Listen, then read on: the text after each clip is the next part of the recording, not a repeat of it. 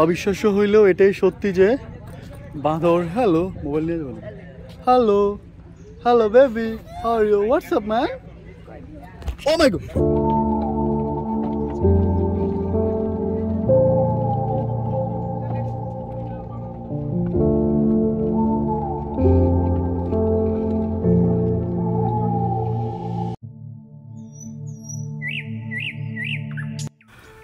সুন্দরবন পৃথিবীর মানচিত্রে এমন এক সবুজ বনভূমি যেখানে গাছেরা শিকড় নয় বরং বুক ভরে নিঃশ্বাস নেয়। সেখানে মাছেরা জলে নয় ডাঙায় হাঁটে। স্বাগতম জানাচ্ছি আমাদের চ্যানেলে। প্রিয় বন্ধুরা, সাথে আছি আমি আপন। ট্রাভেলিং উইথ আপন চ্যানেলের পক্ষ থেকে ঠিক এই মুহূর্তে অবস্থান করছি সুন্দরবনের গহীনে। বন্ধুরা, আজ আমি আপনাদেরকে দেখাতে চলেছি সুন্দরবনের গহীনে থাকা মায়াবী সৌন্দর্য, যা আজ পর্যন্ত হয়তো অন্য কারো ক্যামেরায় আপনারা দেখতে পাননি। যদি আমার এই ভিডিও ভালো লেগে থাকে তাহলে অবশ্যই আমার চ্যানেলটা সাবস্ক্রাইব করে এক পৃথিবী ভালোবাসা দিয়ে আমার ভিডিওটা লাইক করে যাবেন। আশা করব ভিডিও শেষ অবধি পর্যন্ত সবাই ভালোবেসে আমার সাথেই থাকবেন।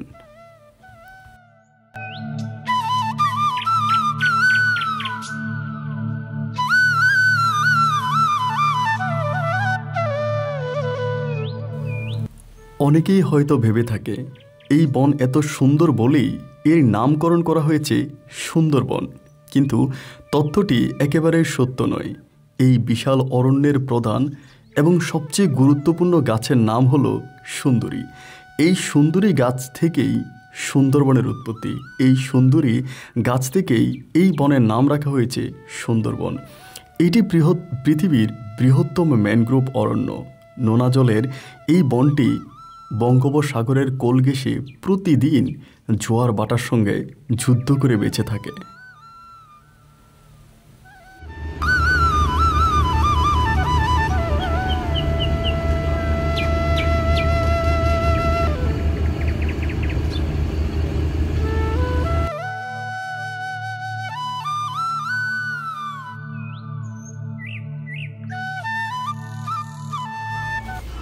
আচ্ছা, এটা হচ্ছে সুন্দরবন থেকে খুব কাছাকাছি হারবাড়িয়া বলতে একটা রিসোর্ট আছে। এটা শুধু রিসোর্ট বলা চলে না, আমরা হচ্ছে কিছুটা সময়ের জন্য এখানে থাকবো। একটুখানি দূর থেকে এটাকে আমি একটু চেষ্টা করছি তাদেরকে দেখানোর জন্য। চমৎকারভাবে দেখা যাচ্ছে হারবাড়িয়া, রাইট, অনেক সুন্দর। আমরা এখানে ঢুকবো এবং ঢুকার পরেই ভিতরের জায়গাটাও রিভিউ করে আপনাদেরকে দেখাবো। ধন্যবাদ সাথে থাকার জন্য।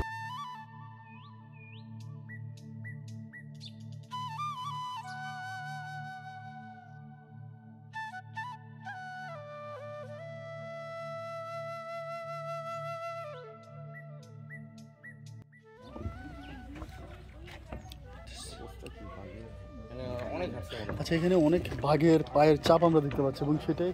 আচ্ছা, এই জায়গাটা অনেক বেশি শীতল ঠান্ডা এবং আমাদের গাইড যিনি বললো যে এখানে সবচেয়ে বেশি বাঘের আনাগোনা, কারণ এখানেই থাকতে পছন্দ করে। এবং this is place is like this the cold area. And I hope that এটা গোল পাতার বন নামে পরিচিত, কিন্তু এই পাতা তো গোল না, এটাকে হ্যাঁ এটা লম্বা পাতা বলে। কারণ হচ্ছে আপনার ফলটা অনেক গোল হয়। এই যে ফলটা দেখা যাচ্ছে, এই ফলটা গোল হওয়ার কারণে এর নাম।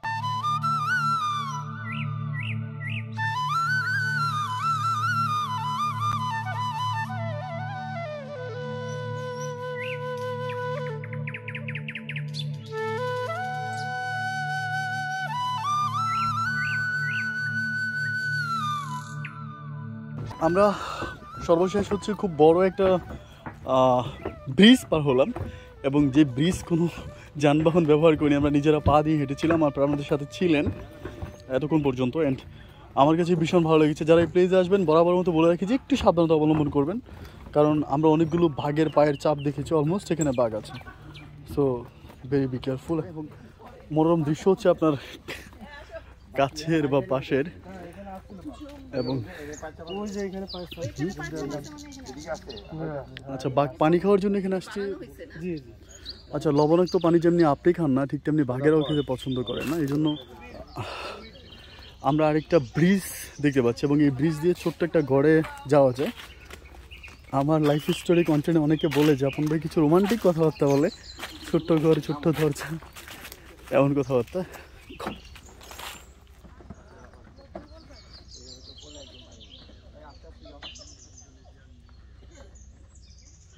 দেখতেই পাচ্ছেন যে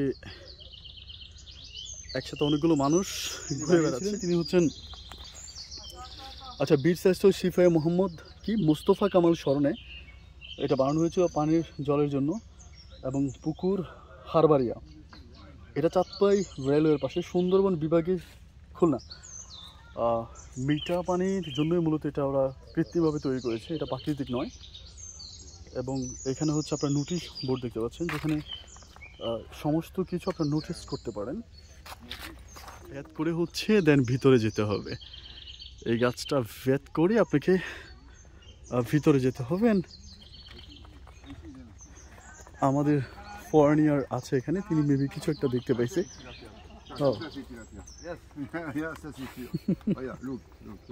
ফিশ না? The Botka fish? That's right. Bakopan. Yes, small fish. Yeah, It's tilapia. Yeah, right. Oh, water lily. দেখতে পাচ্ছেন খুব There is no other fish. If there is tilapia, wow. Chitra হরিণ। আমরা হচ্ছে প্রথম হরিণ দেখলাম। আচ্ছা, হরিণের পিছনে তো বাঘও থাকতে পারে, তাই না? এই হরিণ পানি খাইতে আসছে। আচ্ছা, অনেকে মনে করতে পারেন মেবি এটা হচ্ছে এটা কোনো পার্ক হতে পারে, কোনো পার্ক না, এটা বন থেকে সিরিয়াসলি আসছে।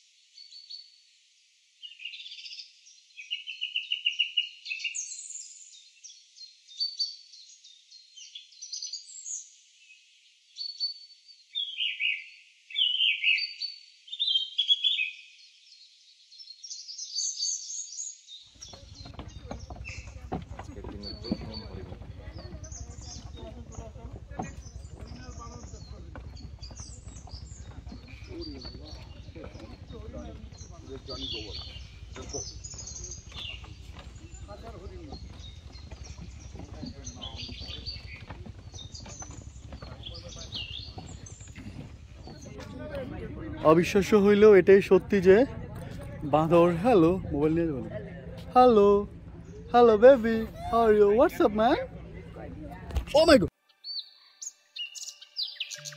নিয়ে যাই তো কিন্তু সিরিয়াসলি, মানে সে একলা রাখবে না, একলা রাখবে সবাইকে নিয়ে রাখবে। I'm sorry yaar, I'm extremely sorry for that, please.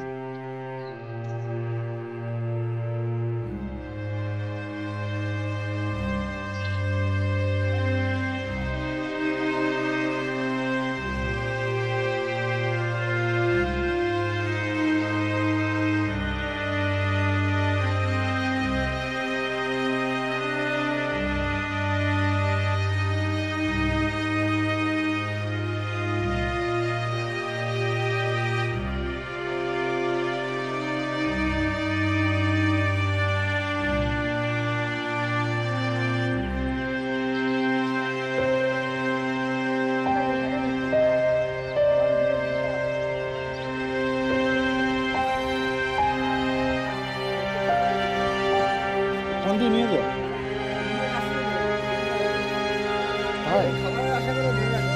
খাবার দিলে দিয়ে দিবি।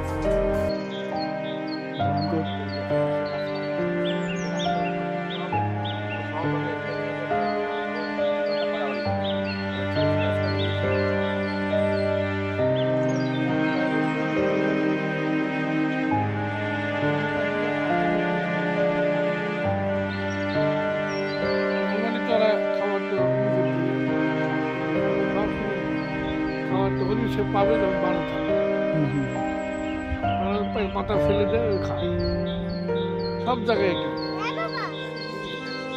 কাক ছেড়ে দেয়, ওই খায়। আর বাবা ইয়া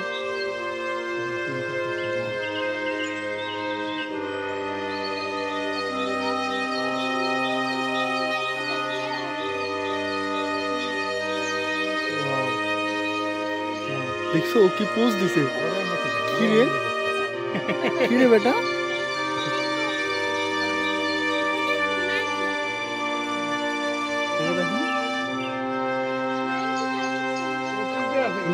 কার মতো দেখতে মা? মাংকিটা দেখতে কার মতো? দেখতে কার মতো?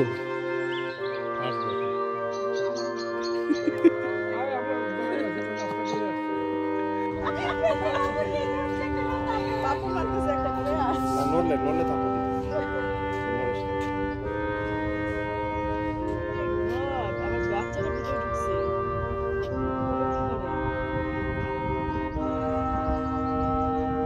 পিচ্চিটা কি করতেছে?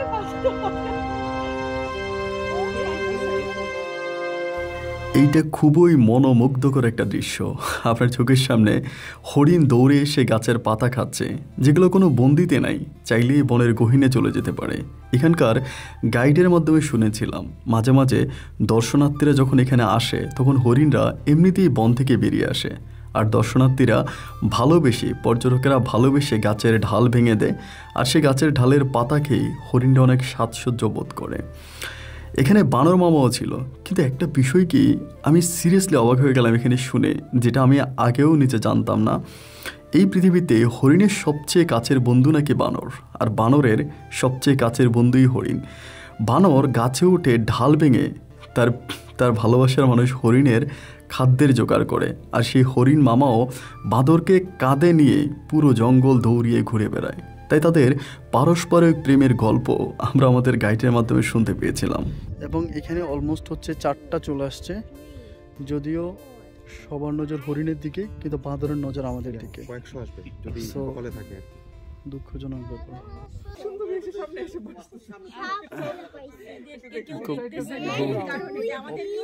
ধরে আসছে, আমরা বাঁদর হচ্ছে আমাদের সামনে বসে আছে, কিন্তু তার দিকে কেউ ফলো নিচ্ছে না। সালাম দাও। এবং এই পাশেরটাও হচ্ছে বসে আছে খুব কাছাকাছি, দেখেন আপনারা, আই হোপ দেখতে পাচ্ছেন। এবং আমাদের কাঙ্ক্ষিত হরিণ চলে আসলো আমরা খাবার দেওয়ার পরে। একটা দৌড়িয়ে খুব আসতেছে, শিংটা খুব দৌড়িয়ে আসতেছে। সুন্দরবনের এই সৌন্দর্য দেখতে হলে আপনাকে হচ্ছে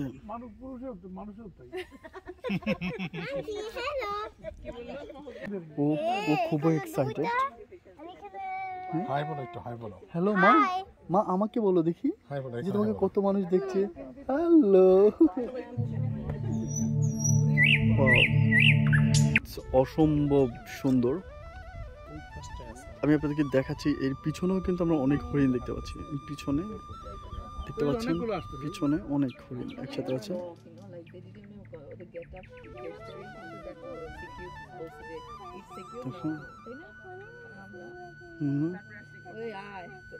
সবাই একসাথে হচ্ছে।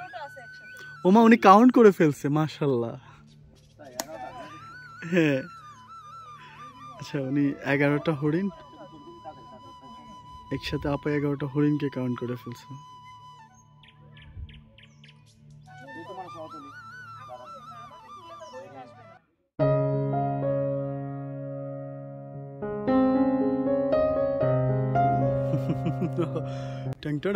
না জার্মান না, না না অস্ট্রেলিয়া না, না ইউএসএও না, না না কানাডাও না, এটা আমার বাংলাদেশ। এবং সিরিয়াসলি বাংলাদেশ যে এত বেশি সুন্দর, আপনি সেটা না দেখে চলে যান ভিসা টিকিট নিয়ে কোথায় কোথায়। বাংলাদেশের সৌন্দর্য ফুটে উঠেছে সুন্দরবনের গহীন জঙ্গলায়। আচ্ছা এই পাতাগুলো কই গেল? আচ্ছা পড়ে গেছে নাকি?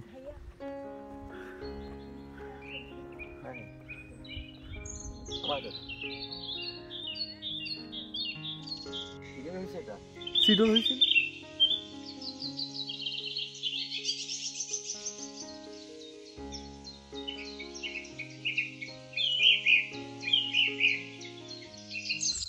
আচ্ছা, এই হচ্ছে গিয়ে বঙ্গোপসাগর, এবং বঙ্গোপসাগরের পার ঘেঁষে হচ্ছে গত কিছুদিন আগে আমরা শুনেছিলাম যে সিডর এসেছিল, এবং সেটার আলামতে আমরা এই পর্যন্ত দেখে যাচ্ছি। অনেক গাছপালা উঠে গেছে এবং তাদের অবস্থা খুবই ভয়ানক। আমি চারপাশের অবস্থাগুলি একটু আপনাদেরকে দেখানোর জন্য ট্রাই করতেছি বন্ধুরা। একটা ব্যাপার খুব খেয়াল করে দেখেন, আমি খুব চমৎকার একটা জিনিস দেখাচ্ছি। আমার আসলে বিষয়টা এত ভালো লেগেছে, আমি একটু ক্যামেরা বন্দি হওয়ার জন্য ট্রাই করছি। দেখেন নারিকেলের গাছ খুবভাবে পড়ে আছে, এবং কত জোরে সিডর হওয়ার পরে এত বড় বিশাল একটা গাছ পড়ে যেতে পারে। আপনি দেখতেই পাচ্ছেন, আমি চেষ্টা করছি দেখানোর জন্য। এই গাছটা একদম নিচ থেকে সম্পূর্ণভাবে পড়ে গেছে, এবং এই আমার কাছে মনে হচ্ছে আমরা কোনো সিনেমার ভিতরে এত সুন্দর দৃশ্য দেখতে পাই না, যেটা এই মুহূর্তে চোখের সামনে ফুটে উঠেছে। এত অমায়িক সুন্দর দৃশ্য, অসম্ভব সুন্দর ছিল। আমরা ঝিনুক দেখতে পাচ্ছি এবং আশেপাশে অনেক ঝিনুক আছে। দেখেন ঝিনুক, এগুলো ঝিনুক পড়ে আছে, সবই ঝিনুক, অ্যান্ড অলমোস্ট খুবই নাইস এরিয়া। এবং এইদিকে একটু ঘুরাচ্ছি।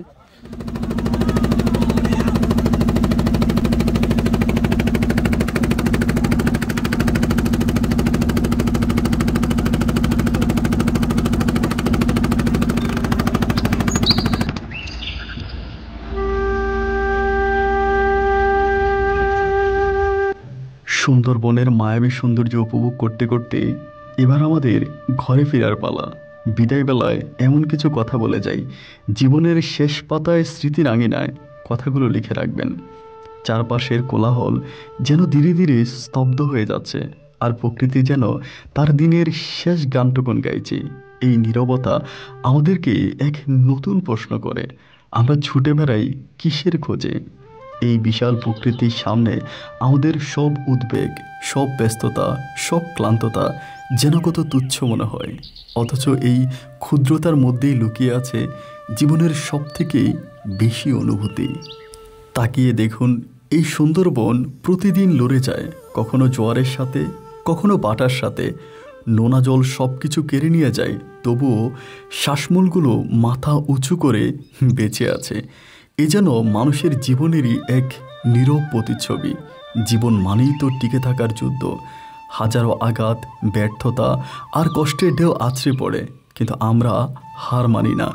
এই বন প্রকৃতির একটি গাছ যেন নোনা জলকে উপেক্ষা করে সবুজ অরণ্যে জেগে ওঠে, তেমনি আমাদের হৃদয়ের আবেগ সমস্ত কষ্টকে ছাপিয়ে এক নতুন ভালোবাসার ফুল ফোটায়। সূর্যকাল আবারও উঠবে, ঠিক তেমনি আমাদের জীবনেও এক নতুন সম্ভাবনা অপেক্ষা করছে। সুন্দরবন শুধু একটি ভ্রমণ স্মৃতি নয়, এটি প্রকৃতির হাতে লেখা একটি কবিতা, যা আমাদের শেখালো ক্ষুদ্র হলেও আমাদের জীবন অসামান্য, আর আবেগই আমাদের বেঁচে থাকার একমাত্র চালিকা শক্তি। এই গভীর অনুভূতির সঙ্গে নিয়ে চলুন, জীবন সুন্দর হোক, এই শুভকামনায় এখানেই বিদায়। দেখা হবে নতুন কোনো দিন, নতুন কোনো সূর্যে, নতুন কোনো ভিডিওতে। ভালো থাকবেন, আল্লাহ হাফেজ।